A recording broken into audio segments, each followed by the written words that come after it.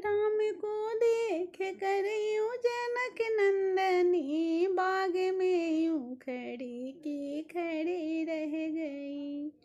राम देखे सिया, सिया राम को, दोनों अखियाँ लड़ी की लड़ी रह गई। भूली सखिया छोटी उम्र है बहुत, लेकिन कर्माते इनके बड़े से बड़े। एक ठोकर से पत्थर नारी बनी, वो अहिल्या जगत में अमर हो गई। ओ अहिल्या जगत में अमर हो गई। धनुष तोड़ पाएंगे सुंदर कुंवर, मन में ऐसा हुआ और सिया राम के हो गए। राम के देख के यूं जनक नंदनी बाग